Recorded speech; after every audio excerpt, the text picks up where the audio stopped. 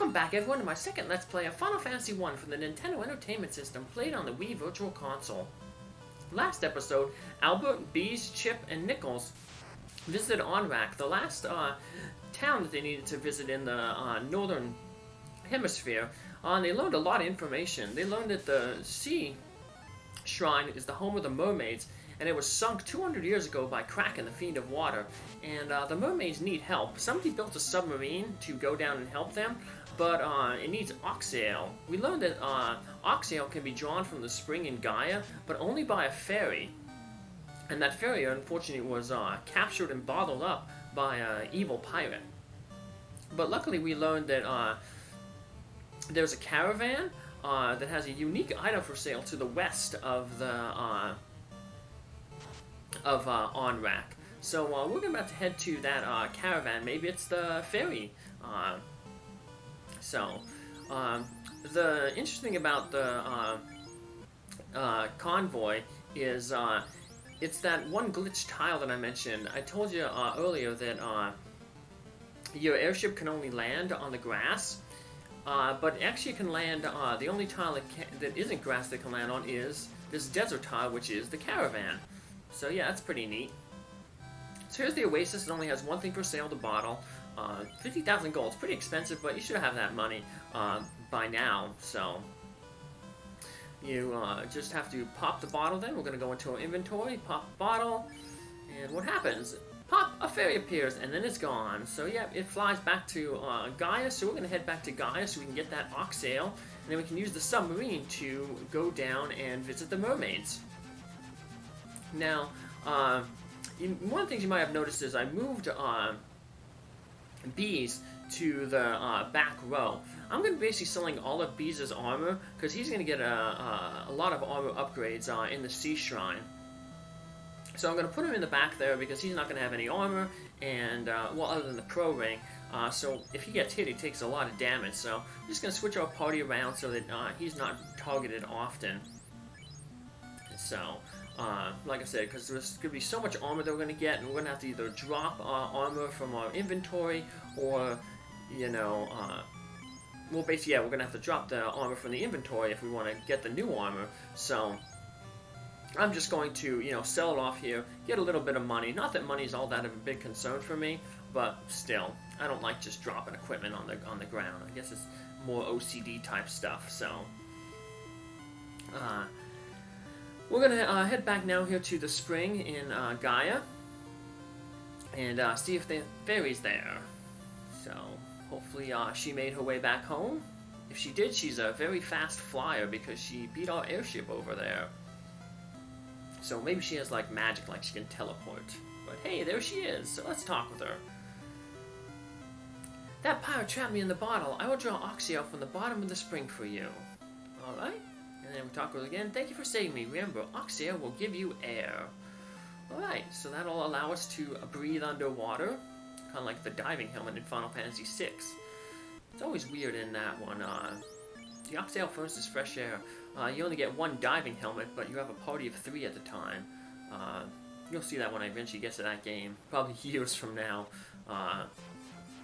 But let's head down to the Sea Shrine. So, Sea Shrine is a pretty complex dungeon. You're basically going to make 2 trips through the Sea Shrine. It's pretty wise to. When we get to the Sea Shrine, there's a way down and a way up. You always want to start on the way up first, because the way up is the way to the mermaids, and you'll get a lot of good treasure and stuff, and it'll also open up another dungeon. So Kraken is actually one of the harder fiends. He hits like a tank, because he's an octopus. He has 8 arms. He can hit you 8 times, so he's pretty tough. So we're going to want to make sure the party is really, really strong. So rather than go right after Kraken, warriors, you have the oxyale. The mermaids wait. Please help them. Let's do what this lady says and help the mermaids first. So I'm going to hop on here, and we end up in the middle of the Sea Shrine. We're on the 3rd floor. So to the left is the way to Kraken. To the right is the way to the mermaids. We're actually going to go left a little bit just because there's a few treasure rooms over here. We're going to collect the treasure. That way when we go to Kraken, we don't have to take any extra steps. So The Zeus's Gauntlet is going to be pretty good in here, because obviously all these enemies are going to be water type, and most of them are going to be weak to lightning. Surprisingly, the elemental, the water elemental, is not weak to lightning, it's weak to ice. I guess you have to freeze it. But these red sahags are weak to it. There's also a new enemy there, the wizard sahag. So took him out. He's the little green guy there. But we'll just head to the left here real quick to go to a few rooms, grab some treasure. There we go. A bunch of more money. Like I said, the only thing we'll be spending money on was like items. Buying those pure potions and stuff like that, because there's no more equipment that we need to buy. Everything else that we're going to equip our party with in terms of endgame gear is all going to be found in treasure chests. So a lot of it is going to be found, like I said, right here in this dungeon. So well, really, I guess there's only 3 dungeons left. 4 if you kind of split one. We have this one, then we have that Mirage Tower, which links to the Sky Castle, so whether you consider that 1 or 2 dungeons, you know, it's your choice, and then you have the final dungeon, so depending on how you count it, 2 or 3 dungeons left to go, so yep, the game is progressing at a good pace here, so although it's going to be the hardest challenges are ahead of us, so yeah, just going into these empty rooms here, nothing in them, but there's some treasure there to the south. We'll get that on a return trip. So here on the 4th floor, there's a lot of treasure here and some new enemies here. The water, as you can see, they're unique. They are weak to ice, not lightning. So I guess we could use our ninja's ice 2 spells if we want, but we'll just use the Zeus Gauntlet and have everybody else just singularly attack. So. Yeah, too bad the ice swords, like I said, ain't programmed correctly. Otherwise, I guess Bert and Beez could get some extra damage with their ice swords. But yeah, they're both due for a sword upgrade soon. So, but there'll be a few swords. Oh, now that I think about it, there's actually another dungeon I totally forgot about. It's a tiny one, but we'll keep that as a surprise. So. It's so tiny I totally forgot about it. Tiny like those ninjas' knives, Nick and Chip's knives. So, hey, we got another level here, so pretty close. Like I said, yeah, high 20s, maybe early 30s is probably where, you know, our end game levels will be. So we have some rare monsters to farm. That's where we might get a few levels. So, and of course, as the enemies get tougher, they give more experience, so. Alright, here's another new enemy, the Gray Shark. They can sometimes come in packs with regular sharks, so if they do, just focus on the Gray Sharks, because sharks, remember, we encountered them way back in the beginning of the game when we first got our boat, so yeah, they're not a problem. So yeah, while you're concentrating on the Gray Sharks, you can probably take out the regular sharks with, say, like your Zeus's Gauntlet, so. We'll end up be selling that pretty soon because we're going to get a hammer, the Thor hammer that replicates the Zeus's Gauntlet. And it's much easier to have weapon slots open than armor slots. That's one of the reasons why I had to sell all that armor. So we can pick up this new armor, this opal armor. So it's supposed to give protection to against like lightning. So. But that will be Beez's final armor. Beez will mainly get opal armor, and then he'll get one of the ribbons to give him the elemental protection. Boat will get his elemental protection from another piece of armor that will get the dragon mail. He will not be able to get a ribbon, but he'll have the dragon mail to help him out with his resistances, and then he'll also get the best shield in the game, the Aegis shield, which protects against stuff like petrification. So, yeah, Medusas won't be a problem anymore. So, let's head on over here into this little room here. What do we got in here? We got one of 2 light axes. Both light axes are actually available in this dungeon. One is on the right, one is on the upper levels, the other one is on the way to Kraken. Light Axe casts harm 2. So that'll be good against groups of undead. There actually is a new undead monster in this sea shrine, the Ghost. So if we run into him, he's probably going to have a bunch of undead buddies with him. So yeah, the undead tend to travel in packs like that. Another good staff there, the Mage's Staff, that casts Fire 2. So we're getting, like I said, a lot of weapons that are casting those level 2 spells for free. So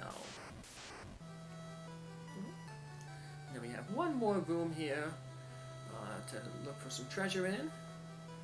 Let's grab it. A lot of money. Just walk around it to see if there's any trap tiles. Nope. And we have successfully made it up to the mermaids floor. So yep, no random encounters in here, so that's good. Guess the mermaids cleared them all out. You have responded to me. No problemo. That's what heroes do. We take care of people. And we got an opal bracelet, best bracelet in the game, but our armors are better than it, so we're not going to use it. It's basically on par with the flame and ice mail, but it just doesn't give any resistances, so if we cannot regain the power of water, we will become bubbles, then disappear. Well, it must take a really long time, because they lost the power of water at least 200 years ago when Kraken appeared, so my friend Dow went to the land, then never returned. I often wonder what happened. Maybe she grew legs and walked away. Maybe she's that lady who was like, oh wow, you have legs, how interesting, so it doesn't really say, but I guess you can infer. Unbelievable, you can breathe underwater? I'm impressed. Let's keep walking around here, grabbing the treasures, some money. I'm taking all the mermaids'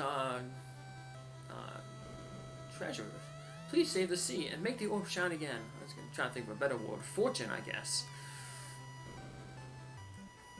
But they don't need it. We need it.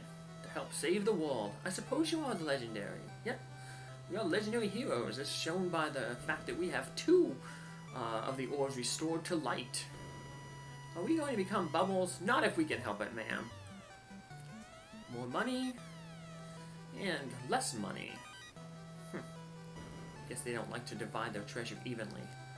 So I guess not putting all their eggs in one basket. Well, I guess they kind of were. They're putting 10,000 in one and only 10 in the other. Oh, as long as the Fiend of Water lives, we, oh, boo-hoo. This is the shrine's top floor. The Fiend of Water, Kraken, lives on the bottom floor. And we will go hunt him down, but not yet. We're going to take some more side detours. To unlock the Mirage Tower, the Lefeinish used a musical tone. The Mirage Tower is that tower in the desert that we couldn't get into. Apparently we need a musical tone, but we can't learn that from the Lefeinish because we don't speak their language. But apparently there's a slab that may be able to help us out with that. Remember that professor in Onrac said that his brother, Dr. Unne, was studying Lefeinish, that he had a slab he can maybe teach us. And we were told that a slab may have sunk down to the bottom of the ocean along with the sea shrine. This is somebody in Onrac told us, so. Yep, oh, we already talked with her, so we are going to go actually find that slab. Right now, actually, so the slab is in that room above us, but as you notice, it's blocked away by water. But if we head over to the left here, like the world map, this shrine wraps around in on itself. Should have just made a bridge like to the north or something, like wrap around like that, so it doesn't make sense. But hey, this is a game with robots and magic and a bunch of other stuff, so. But yeah, this is the treasure room that we're going to find. An opal helmet. And something we can't hold anymore, so. See, we got rid of so much armor and stuff, and we still got stuff. We still don't have enough room. Drop that helmet there. Silver helmet's old. We don't need it anymore. An opal gauntlet. We'll sell that for some money. We won't need the opal gauntlet. And then we got the slab. So now let's take that slab to Dr. Unne in Melmond. Unknown symbols cover the slab. See, all those gauntlets, they're pretty good protection-wise, but they don't infer any of that special, like, protections. So, no use really, like, using them. So, the Pro Ring is much better because it provides that, protection from the rub spells and other death spells. It's basically an anti-death piece of equipment. So status resistances, protection and stuff like that tends to be much more valuable in the end game than physical defense, because the enemies are going to start using spells and status effects, and that's the real issue. That sort of really cripples your party as opposed to damage. So, well, yeah, it doesn't matter how many hit points you have if you're not immune to like instant death or petrification, because it just takes it right off. So, all right, let's make our way back to the 3rd floor, so we can return back to the land. The mermaids will have to wait, but hey, they've been waiting for 200 years. They can wait another episode or two. So yeah, we don't want to go to face Kraken, not the best that we can be. Like I said at the beginning of the episode, Kraken is one of the tougher fiends, so he might actually be the toughest fiend.